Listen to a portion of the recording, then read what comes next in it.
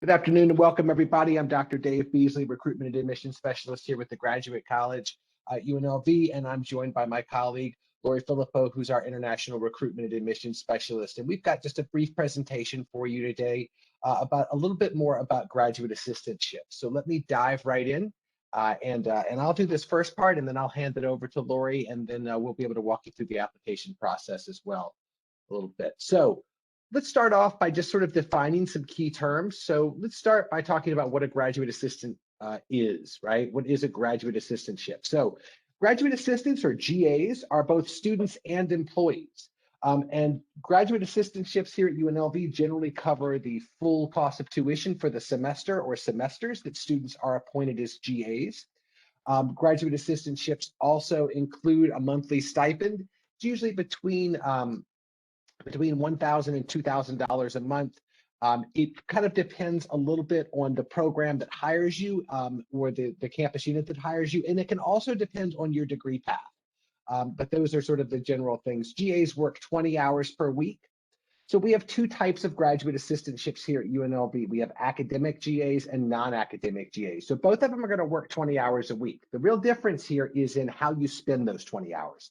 So if you're an academic GA, you may be a teaching assistant. You may be a grader for a course. You may be a research assistant for a professor. You may be a lab assistant, or you may do your own autonomous classroom instruction. When I was a GA here working on my PhD in the English department, I did just about all of that except for the labs. We don't have those in the English department. But everything else I think I did, and then some. Then we also have non-academic GA positions.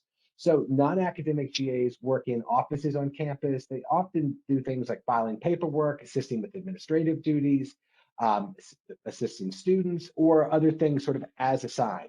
And we do have some GAs here with us this afternoon for the panel, and they can tell you a lot more about what GA life is like now, rather than what it was like, what I can tell you about what it was like in the dark ages when I was a graduate assistant here at UNLV.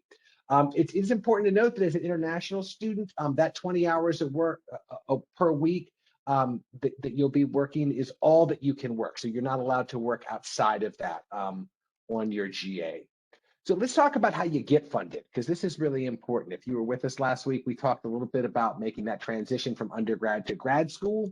And I think a lot of times we tend to think of the graduate school application process and the paying for graduate school process is separate. However, I would encourage you to think of them as one and the same. So one of the best ways to get, to pay for grad school, right, is through this graduate assistantship, because again, you get the stipend and you get the tuition waiver. You're still responsible for some fees, but your cost of attendance is greatly reduced, and we'll look a little bit more at that as we go as well. So how do you get funding? So you want to be sure that you're researching program and the university to determine which programs and universities offer assistantships. We have a lot of assistantships here at UNLV. I'll get to those in just a minute. And if you're really interested in being funded through your program, you want to make sure that you pick a graduate program that offers funding through GA positions. But like I said, here at UNLV, we have non-academic and academic GAs. So even if your program doesn't have funding, don't give up hope. There may be funding through other ways on campus for you. The best way to get funded through your program is to prepare the best application possible. So programs do have money here at UNLV. We have a lot of money for graduate students, but it is a finite resource, right?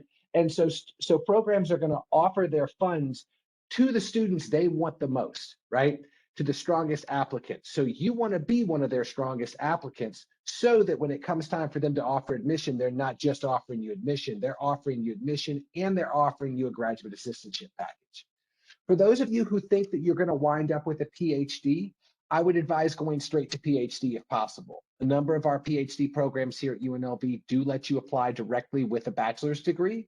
So this is because PhD funding is a lot more automatic than master's funding is. Again, it is possible to get funded as a master's student.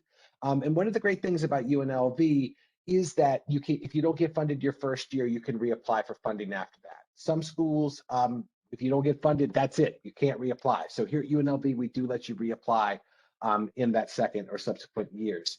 But definitely do go straight to PhD if that's where you think you're going to end up, because it is a little bit easier to get a PhD funded than it is to get a master's degree funded.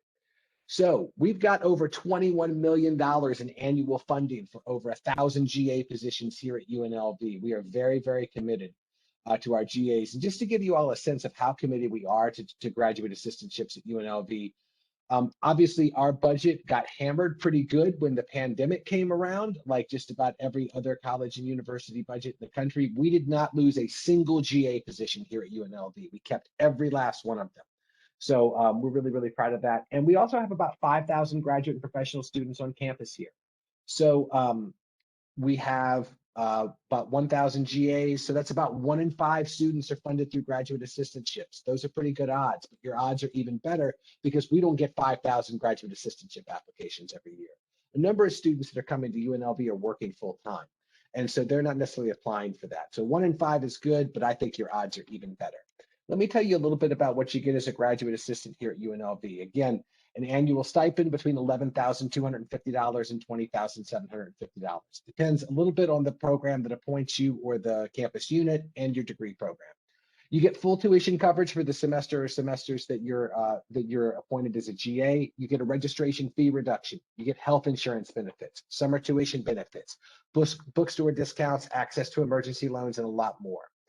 In addition to that $21 million in annual funding for graduate assistantship positions, we also have $5.7 million in scholarships, fellowships, and awards for graduate students. So we do have about, all told, that's about $27 million that the graduate college sets aside every year for graduate students. That's a significant chunk of change, I would say. And that's in addition to things that your programs might have as well. So there's a lot of money here for graduate students. We know that the cost of attendance can be a little scary sometimes. But we want you to know that there's lots of ways for you to take care of that. I'm going to turn things over to Lori now and let her walk you all through the graduate assistantship I-20 funding process and all that fun stuff. So Lori, take us away. Thank you, Dave. All right, so aside from what Dave mentioned with all the benefits that you'll receive, one of the big benefits for the international students is that you do get to use your award package to show funding for your I-20 document. So as you may know, in order to get your I-20, you do have to show proof of funding for 1 academic year. Now this is just an example. Well, we'll show an example later on, but this is to kind of show you what students for the 2021-2022 academic year have to show.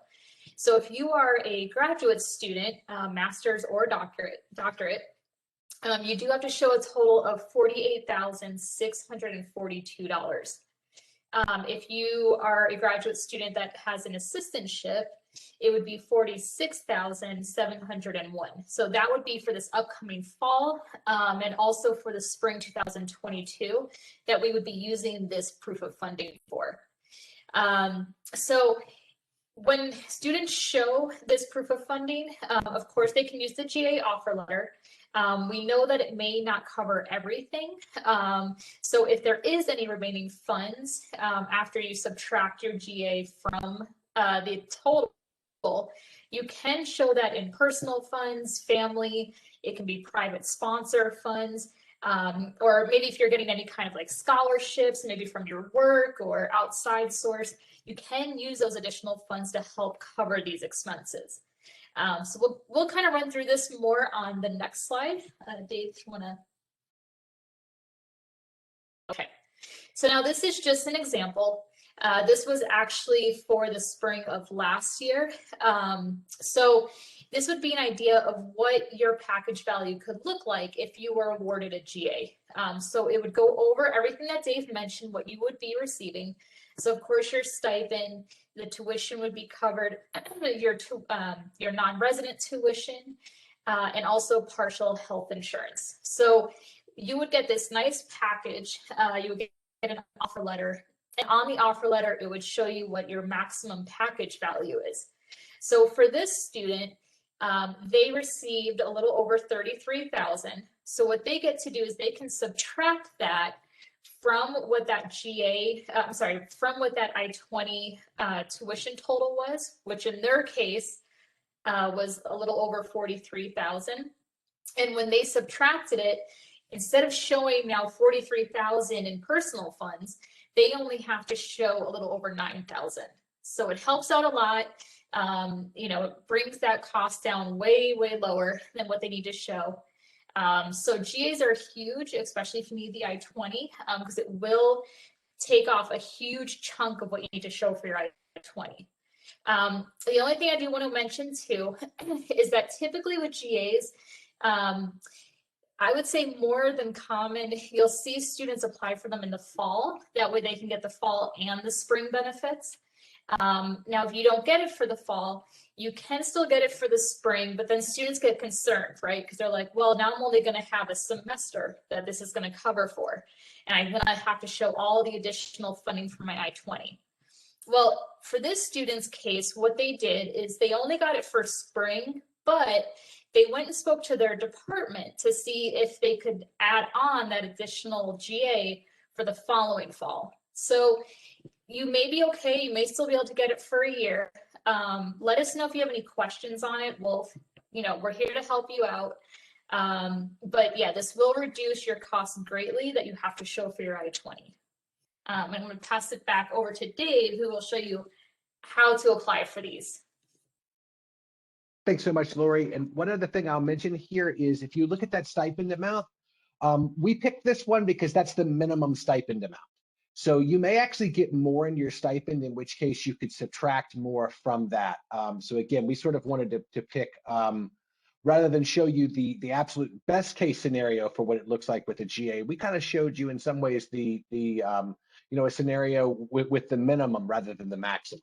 So there's definitely a little bit of room there. So again, there's two different types of GAs, like we've said. There's academic and non-academic GAs. So what we've done is we got some screenshots here from our Grad Rebel Gateway. So no matter which of our over 175 graduate degree programs you're going to apply for, you're going to do it in the Grad Rebel Gateway.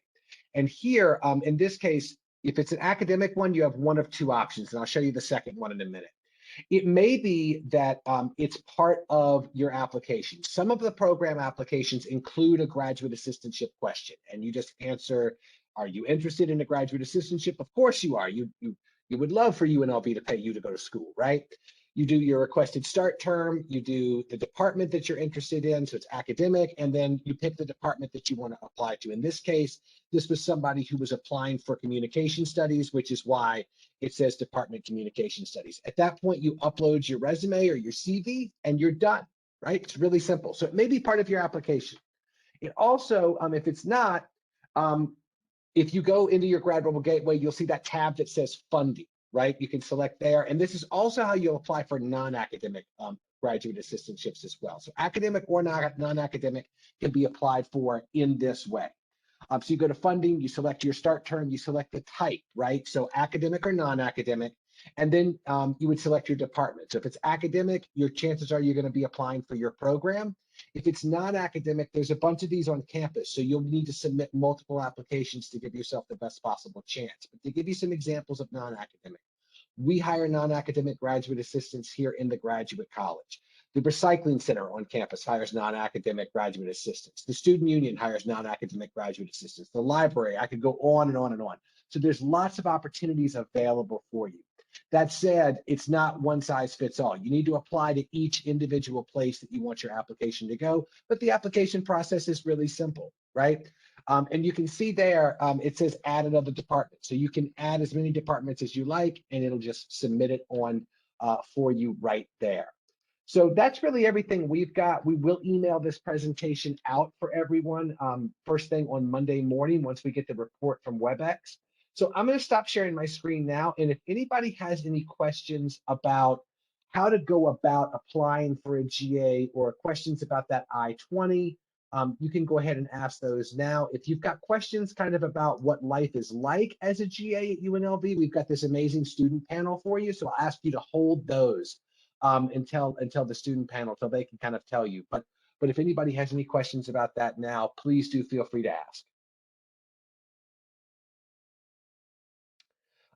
Let's see here. If I'm applying for a certificate program now, but planning to move into a master's program, can I still apply for an assistantship my first semester? So you do need to be enrolled in a master's or a doctoral program in order to be a graduate assistant. But you can apply for the semester starting when you would start that master's program.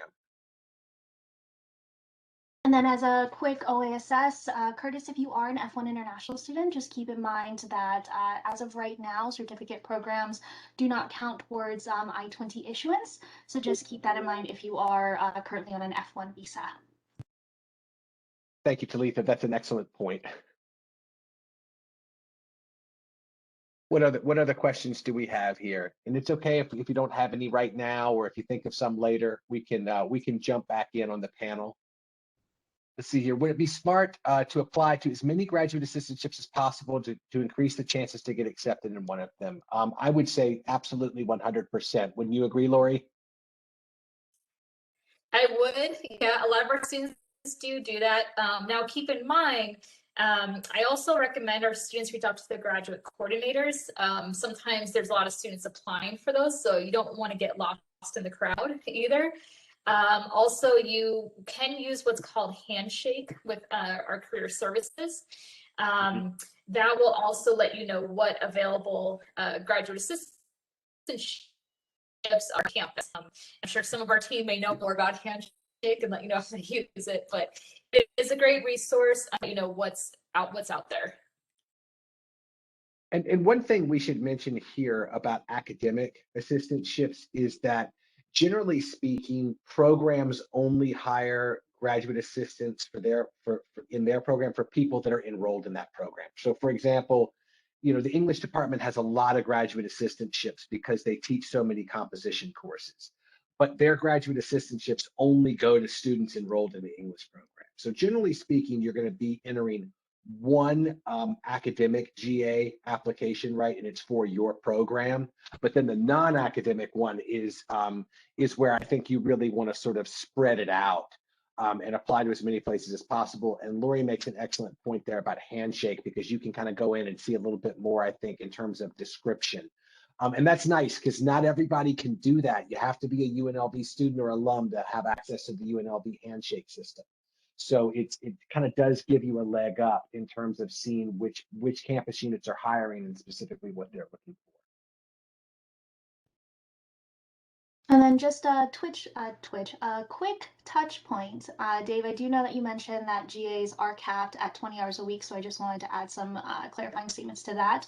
For students on an F1 who are interested in a GA-ship, that is true that during the academic semester, GAs are capped at 20 hours per week per semester. If, say that a GA, they're in their second year of their GA-ship, and they get offered on top of their GA-ship like an LOA or a letter of appointment to go teach additional classes. If they are offered that, there is something within the grad college called a GA plus 10, in which you're able to request from the graduate college approval to work those additional 10 hours. But if it's on campus, because of the current 20-hour cap, you do have to request CPT authorization in order to work any additional hours during the academic semester, at least on campus. And then, for example, say that you have a GA-ship, but as part of your program, you need to enroll in like an internship course and you need to work additional hours because of that. Typically, if it's related to an academic course, you're not subject to that GA plus 10 rules, but you can definitely talk to either Ashlyn Gray over at Grad College or anyone part of her team, and they'll be able to explain that further. Excellent. Thank you, Talitha. Those are excellent points. There's as with many things at UNLV, there's a lot of paperwork involved, but we got lots of people here to help you. So we can definitely help walk you through that process. Well, I tell you what, we're here coming up on about 2:25. So if there aren't any further questions for Lori and myself, and we're going to hang around, we're not going anywhere.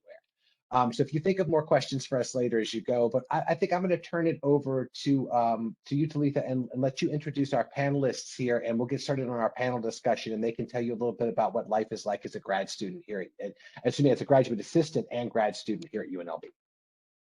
Well, hello everyone. My name is Talitha Putt. I am the administrative assistant for OISS. Today we have our three great panelists, and I'll let them introduce themselves. Whoever wants to go first, go for it. Hello everyone. My name is Kiran Kaushal Kopalli.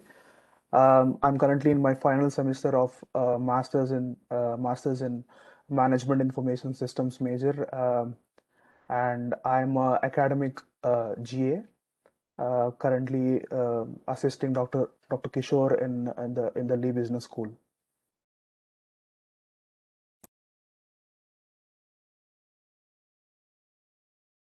Hello everyone, my name is Azaram Haji Salimi. I'm also, like Kiran, in my last semester in Management Information System program in business school.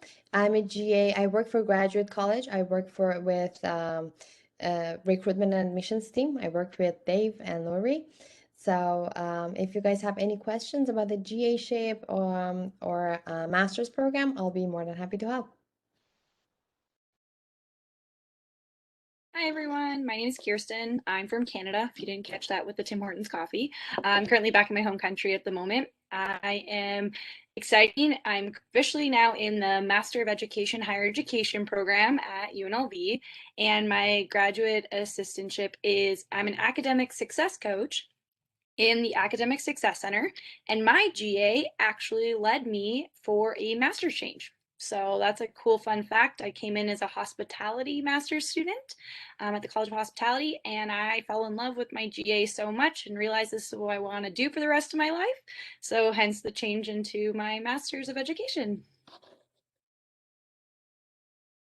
Beautiful. So before I get into some pre-written questions that I have, are there anyone within this workshop who would like to ask any of our GA panelists any questions that they might have regarding their GA experience? I'll give everyone a couple minutes.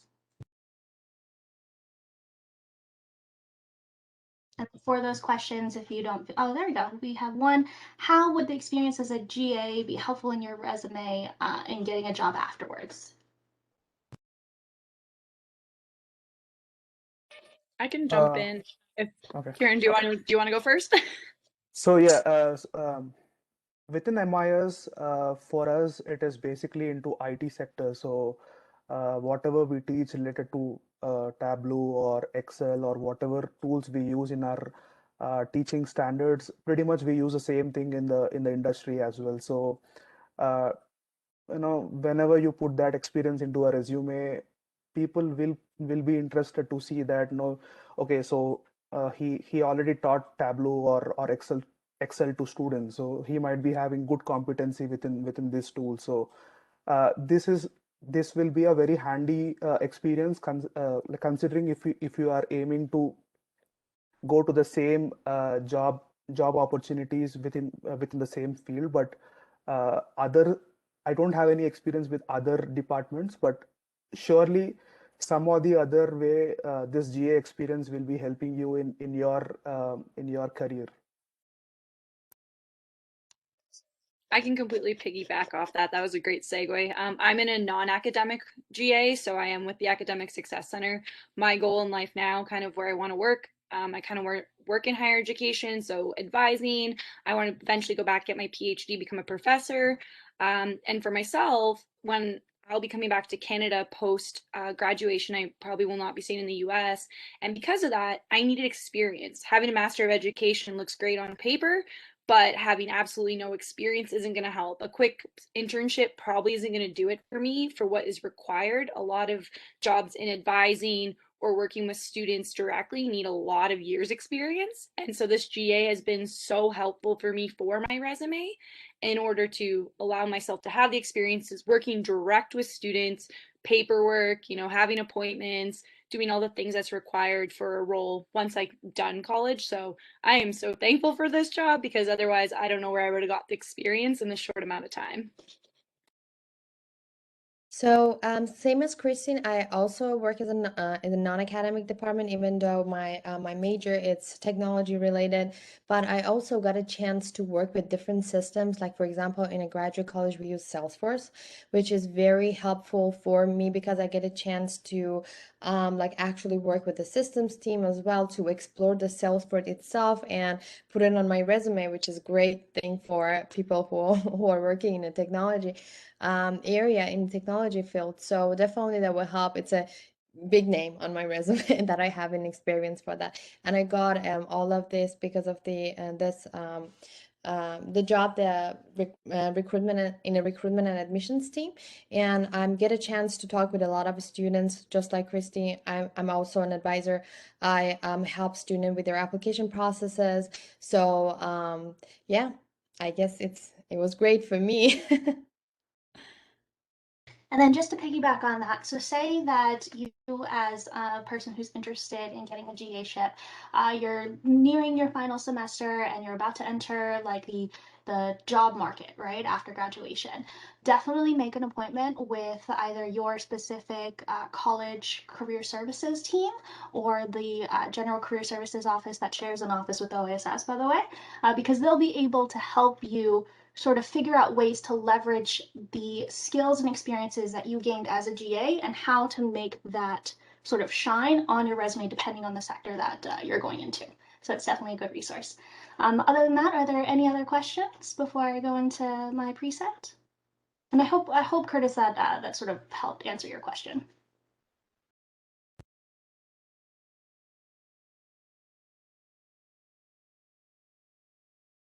Second question, what would you say was an important factor for you being awarded your GA for 3 panelists?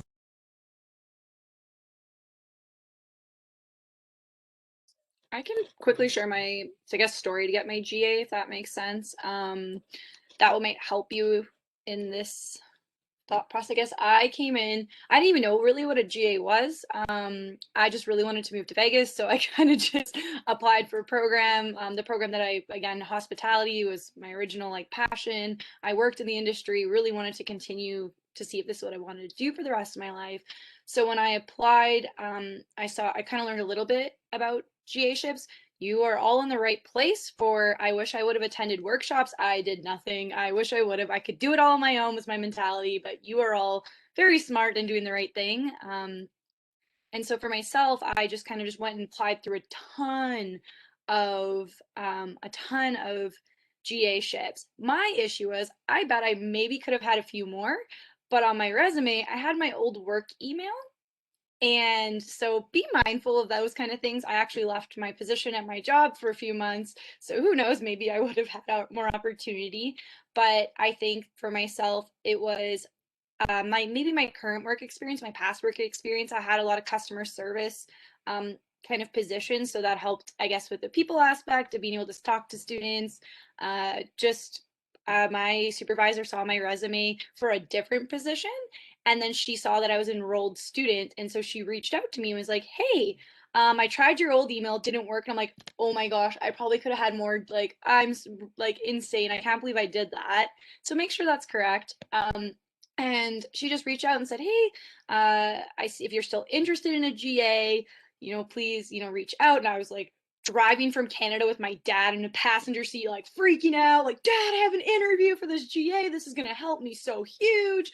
Because I came into my first semester almost in Vegas thinking I will have to pay the full amount. It is, yes, a lot. And as we know, as international students, we don't get to ever become a resident and all that good stuff. So I was like, this was huge. And my mentality was I was going to come in, do my spring semester, fully pay for it on my own, do everything, and then really connect with people in the college, my professors, campus. That was my whole plan, was just connect to try and build those relationships so someone would give me a GA. That was my whole thought, was like, I'm going to make friends, I'm going to find people, I'm going to get a GA for fall. But it just so happened that just with my resume and what I had on there, my supervisor saw, really wanted to interview me. I interviewed on my birthday, which was awesome. And then they gave me the position. So I actually started my GA a couple weeks into school already for spring 2020. Yeah. So, and that's something cool. There are GAs that aren't just fall. There are some summer GAs. There's some that start in the spring. There are a bunch that do require the full year though. So fall all the way through to spring. So just be mindful of that. Lori mentioned Handshake. That is such a great platform. You do, from what I understand, you do have to be an enrolled student because you will be using your Rebel mail for it. But that's how we have actually a lot of GAs currently listed for my department that I work in. And the application is through Handshake, and you have to follow the instructions and apply through Grad Rebel Gateway. So if anyone has questions on that, I'm more than happy to help with that. So one thing for me that I always even tell other students, it's like start early. Like if you're planning, for example, to attend during the fall semester, just make sure that you start your process, like your application, even though you're not still in the program, you're not admitted. But if you are looking for it to start like in the middle of summer, try to contact your graduate coordinator, try to contact the different advisors within the department if you want to work in a department, and then let them know that you're interested in this in the GA ship position if they're offering any, or just keep your name in mind somehow, so in case if they have anything open up, so we can just like well, like get an interview or something. As Kristen said and Lori said, Handshake is a very good platform as well. Make sure you definitely apply with as much as departments that you like in the Grad Rebel Gateway under the funding tab. And so I'm pretty sure it is a UNLV Graduate College provides more than 1,000 GA ship opportunities every year. So start early and you will definitely get it. And then I believe we have another question from David that I think would be perfect for Kieran. David said that he will be starting in the fall and he has a GA ship teaching as he's a PhD student.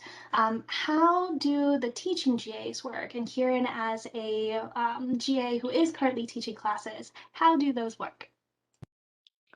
I was hired as a teaching assistant in fall 2019, where I was given an opportunity to teach to students related to like one of the technology within the business school.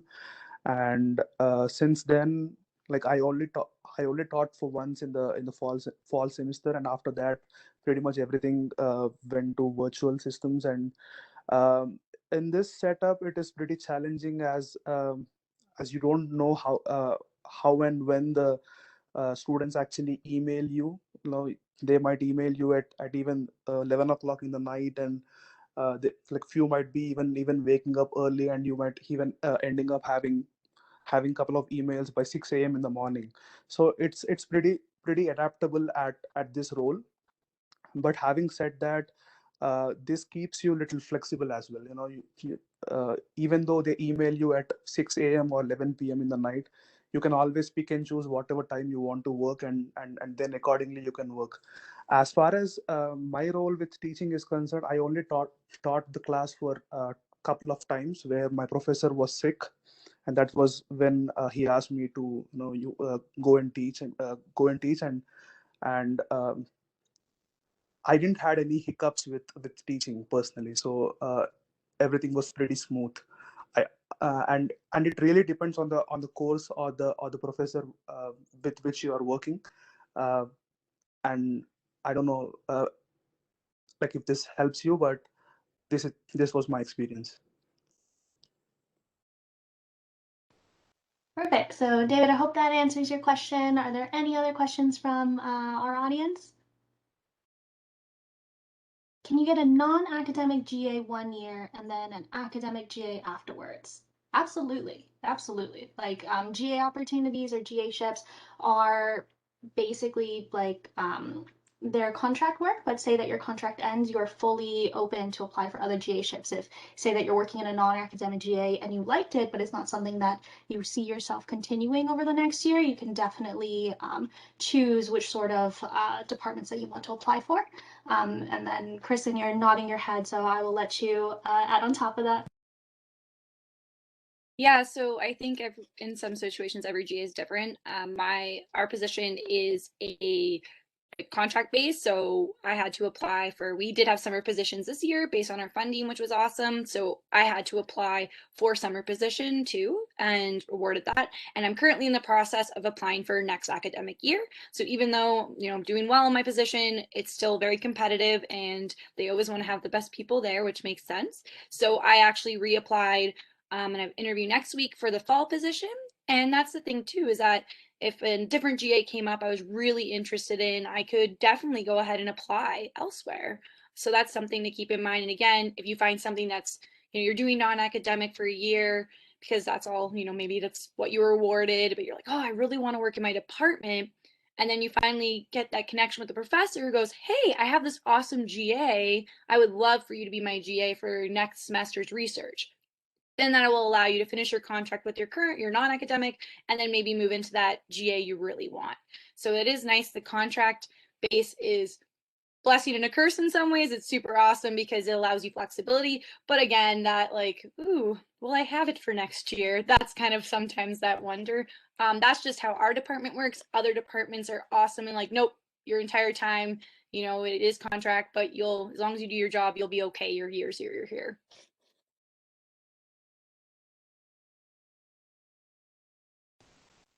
Perfect. Hopefully that helps, Curtis. Any other questions?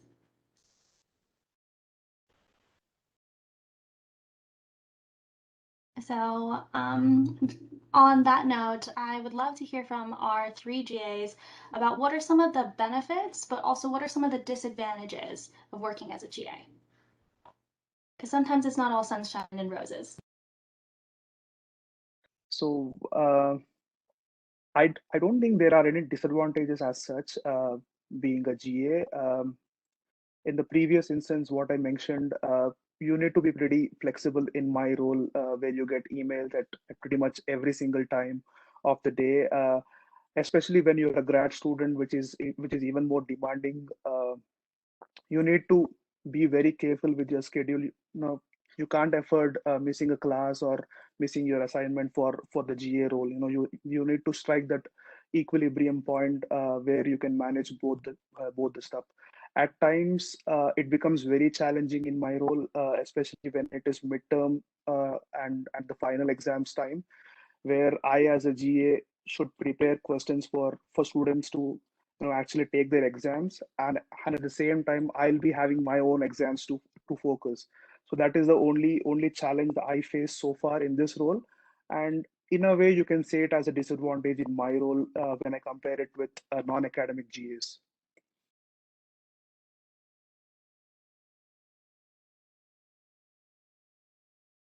So I just like Ron, I cannot think of any drawback. The only thing that, for example, in my role, because I have to speak with a lot of students every day, and they call, they send an email. Sometimes after the pandemic, I set up like online WebEx online meetings with them. So there's some people that they have no experience with computers, like online applications, because everything in graduate college is online. There's no paperwork. Everything is by the Graduate Gateway portal. So I have to spend a lot and a lot of hours to just explain a single bit of the application and walk them through the application, like even turn on the computer for them sometimes. Say like, okay, this is the bottom, you have to turn it on, go to the Internet Explorer or whatever the Chrome that you have, and then go to this website and then the whole application. So that's the only thing. It was kind of fun for me because there was some like people who came in, like they were like in their probably 60s 70s. They wanted to apply for the grad college, and it was fun for me, but like you have to spend a lot of time with them. So that was the only thing that I can think of. Nothing else. It was pretty good for me. I think the same for myself. It is when you think disadvantages, it's really, really hard to think, especially if you're in a GA you really enjoy. The benefits are infinite amount of benefits. So we can sit here as an international student, that out-of-state tuition waiver, oh, life-changing. You watch your tuition just like, and you're like, ah. Because again, we can never gain residency as international students. So it's so cool to see that. The medical waiver, honestly, if you ever see that, feels like a very expensive health insurance. Speaking from someone who had a $150,000 surgery last year in the US, it's life-changing. I tore my Achilles and had to get surgery. Out of pocket after everything, I think I ended up paying only a couple thousand. So be thankful that we have awesome health insurance as a grad student. So that also, they help pay for it too. So you get, I think it's $500 a semester that help goes towards that $1,000 health insurance. So again, amazing benefit. I think it's getting to work in maybe a field you're really interested in or something outside your comfort zone. That's been really exciting. Again, I love my job. Like, I love my GA. It has completely allowed me to find what I'm truly passionate about in life, which is kind of cool. And for myself, I think if you think maybe not an it's I wouldn't say it's a negative, but kind of similar is that with working with students, it is a lot, you take on a lot emotionally, I think, too, especially with the pandemic. This last year has been tough, obviously, and I went from my students are required to see me 4 times a semester, and I went from students hardly showing up to 9 virtual appointments in a day and sitting on Zoom from WebEx is what we use for 9 hours essentially, listening to these students, and a lot of these students, you're their number one fan, like you're their person, and they come to you and they're unloading a lot on you, like struggling with classes. And as a TA, that's the same thing, as someone working in grad college trying to help with admissions, they're unloading so much stuff on you, and you're like, and you can't help in some ways. You're like, we have amazing resources, here's caps, or what can I do in the moment, or let me connect you to things. But sometimes that's hard. That's been probably, and I wouldn't even say it's negative because it's taught me a lot about who I am. But one of the hardest parts working directly with students definitely would be you do take a lot of their stuff on. If you're a caring human, if you just can put it away, good for you. Kind of wish I could. But just knowing that and just knowing how to take care of your own self in that aspect, creating those healthy boundaries of not answering emails at midnight, or hey, letting your students know I'm only available these days and this is my schedule. If I don't get back to you right away, it's not because I don't love you. It's honestly because this is my work hours and I stick to it. And my supervisor's unbelievable about that. She's like, if I send her an email after my 20-hour schedule, like I have scheduled hours, if I send her an email, she's like, why are you working? I'm like, oh, it's just on my mind. She's like, no, you're not. I'm like, no, don't send email. Like, you're on your time. So finding a supervisor like that, awesome. That is a great, great point. Just keep in mind for all of our attendees today who are F1 International students, you are capped at that 20 hours per week. That is fixed by the federal government. During the academic semesters, you absolutely cannot go over that. So that is very good idea to sort of set those boundaries, not only for yourself, but also to sort of remind supervisors like, hey, totally know that this is important. I validate this and I see that. However, I cannot get to this right now. So you either need to sort of rearrange what's on your workload in order to get it done by the deadline, or you work with your supervisor to try and work with other team members in order to sort of get the job done. But perfect, love that. We're about 11 minutes away from our end. I just have a couple more questions, but we'll just skip to the how do you manage for our 3 graduate assistants? How do you manage like working as a GA and your graduate school work? Like, what are some tips that you would give them? Honestly, in my opinion, like what I follow is to have a planner in place, because like I'm involved with 2 different courses, so it's like a total of 4 sections. So I'll be having 4 different office hours, and I'll be like um, in few times I will be having extra sessions for students where I'll be teaching them or assisting them one after the one.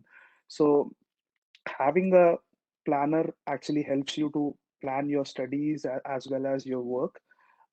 In my case, it is doing wonders, because at the moment I'm in my final semester. I'm a GA. I'm searching for full-time opportunities. I have a lot on the plate. So especially like at this moment, if you can actually have a plan set for yourself, like okay, let me wake up at 7 a.m. and then knock this off. To till the end of the day, like I have everything set for my day. So that is how I plan my day.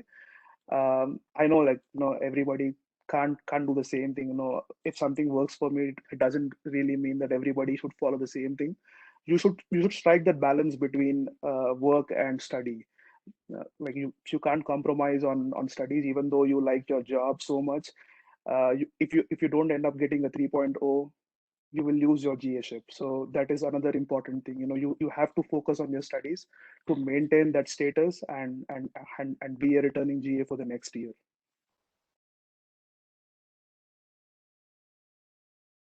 So, for me, because I'm in a non-academic department, my hours are a little bit fixed. So I actually told the graduate club they're really very flexible with the hours. So I told them that I want to work in the morning shifts, and then like from 8:30 to 1:30, because all of my classes in my department, the MIS department, everything is after 5:30. So that's how I have my job and GA responsibilities in the morning, and then I have the whole day to actually do my homeworks and do everything else, and I have my classes at 5:30. So this is technically how I manage my time. It's been fixed for these 2 years that I have it, because I was working in the morning. I had that time like 6 hours to do my homeworks and everything, and then I had my classes. So that's how I kind of manage it. But as Kiran said, it's not going to probably work for anybody else, because so many people, they have classes during the day, but thank God in my department everything is after 5:30. So yeah. For myself, I think very similar. We at the beginning of every semester, our supervisor is fantastic. There's 13 of us, so she's in charge of a lot of us. So she has to manage all of our schedules. And so what we do is we send her our availability. So essentially it's more, Kate, put on there your internships, your practicums, your class schedules, and then she'll build out our 20-hour a week schedule for us. And that's how it's done. Those are your 20 hours. You do not work more. If you have opportunities, so like I'm currently working right now, so I actually reached out to my supervisor for permission.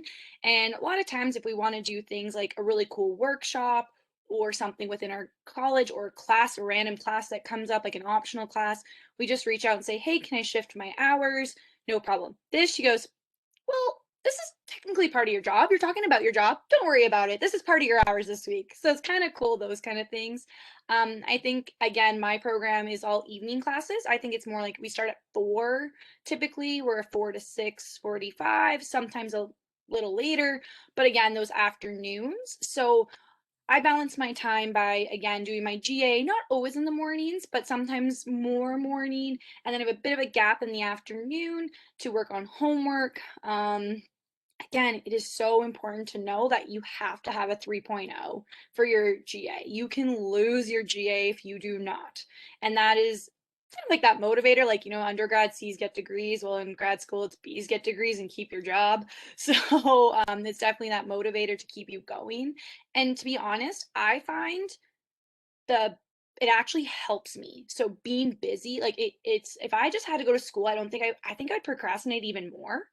But because I have a GA, it keeps me accountable. It keeps me like I have to do my homework because I know I have work tomorrow. And that helps. And also I spend my entire day is actually just spent talking about time management, motivation, procrastination, and study skills with students. So I'm constantly roped in this environment and I'm giving them advice. So like, this is like, we can't be leaving things to last minute, as I sit there looking at my whiteboard going, oh, that's due in 2 hours. Uh-oh. And so it kind of keeps me on track too. And I check in with students and they even check in with me sometimes like, hey, did you get that paper done? And it's kind of nice to have that. And so I think it's just, again, it's about balance. It's about creating boundaries, saying no sometimes. I mean, past year, it's not like we can go out and enjoy every Friday night on the strip. Vegas is cool that way. We haven't been able to, so it's been easy.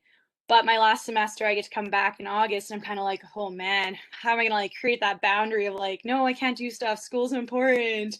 So just knowing you, and take those first few weeks to understand your classes and how your GA ship works and kind of settle into a routine, because you'll develop a routine pretty quick, and just stick to it. One thing that I wanted to add is, because I worked for 5 different departments at UNLV, even before my master's program, I was a student worker. So I just wanted to say, like, most of the departments, everybody, all the supervisors know that school is first.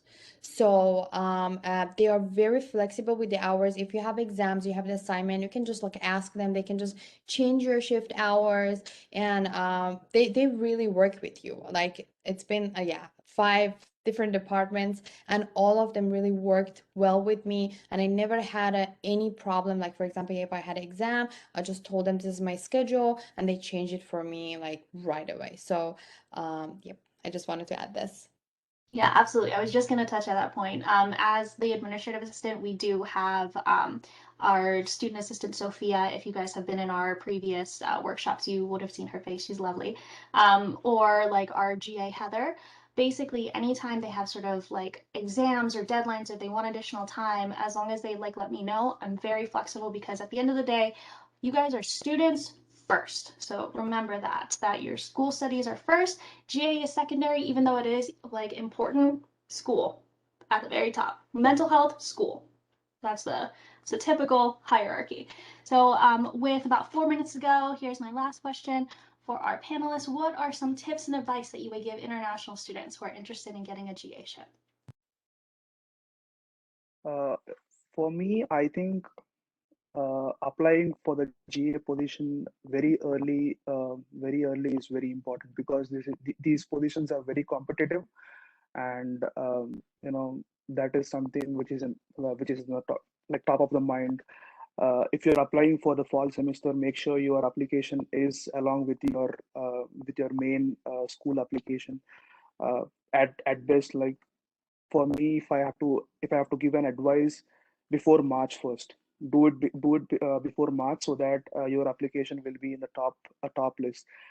That is what exactly has happened to me as well. When I applied to MIS, I pretty much applied for 5 different departments for GA-ship, and one of them was my academic department, and they pretty much offered me straight away. They didn't even I didn't even reach out to them, or I didn't even email them, or separately do something miraculously different. But along with my application, they saw that I'm applying to a GA-ship as well, so they inquired with me like, are you interested to teach?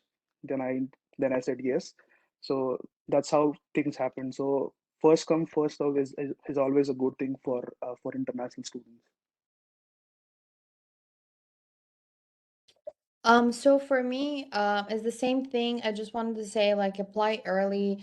And don't think if because you're not in the US, for example, you're not still in the United States, you cannot actually apply for any of this position. You have to be here or meet the professor. It doesn't work that way. Definitely follow the graduate gateway, the guideline for graduate for applying for the assistantships. In your application, when it says if you're interested in a GA, say select yes, upload your resume, and then go on the funding tab, apply to different GA-ship departments, and always make sure to be in touch with your graduate coordinator, any advisor in the program, even though you're not here. Because I come along a lot of emails with the students that they say, okay, so we're not here, we're not in the United States, there is no way we can be in touch with the professor, or like they're not gonna know us, they don't know us, they're not gonna give us any assistantship. It doesn't work that way. They're just like, they're gonna take a look at your resume and see how passionate you are about the position, and that's it. That's the whole process. I would agree. And I kind of was going to just touch on, I think Sarah put a question in the chat because that's literally was my experience. So I came in as a spring semester.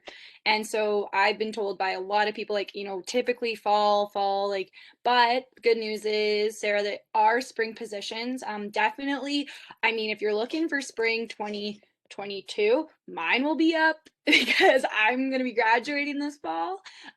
So there are some departments that do have those positions available in the spring. And if you don't get the spring one, you can apply for summer or even fall. You don't have to wait a full year. You can apply every academic semester if you want.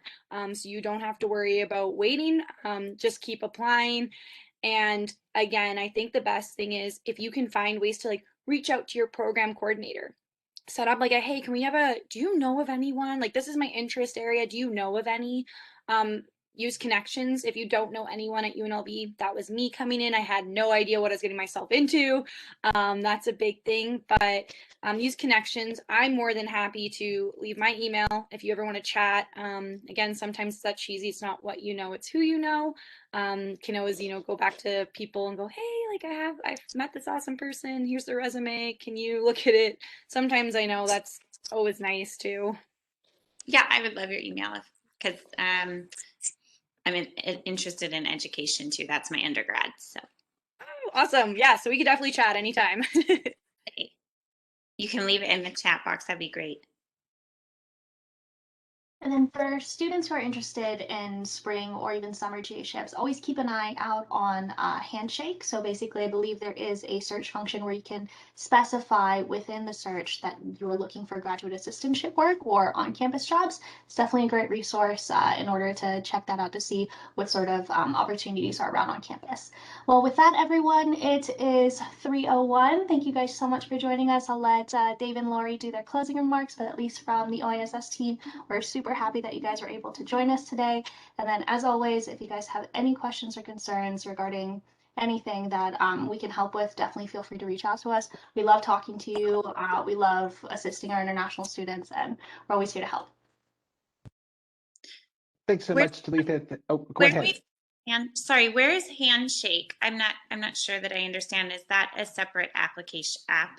So essentially what Handshake is, it's the UNLV Career Services platform to list all of the jobs. So if you just Google UNLV Career Services, on their webpage, you'll see like a button that says like for students, alumni, employers. Click the students one, log in, I believe using your ACE account, you should be able to enter in Handshake. Okay, thank you.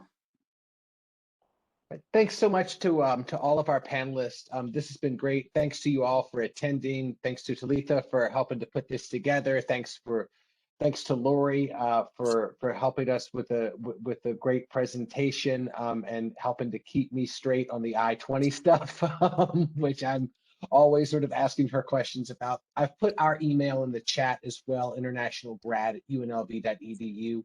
Please don't hesitate to reach out to us at the Grad College if you have any questions about your application. We also do regular workshops about the application process, paying for grad school, all that fun stuff. So please join us. We'd love to have you. We hope that we'll be seeing you all in person very soon. I think that's it from me. Lori, do you have anything to add? No, I think that's it. So thanks everyone. And yeah, if you have any questions regarding admissions, the I-20 process, I know can be a crazy process. Definitely reach out. We are here to help. Thanks so much for joining us, everybody. We'll see you all real soon, hopefully in person. I hope that those of you who are here attending this are going to be joining us real soon as our newest grad rebels. In the meantime, stay healthy and stay safe. See everybody.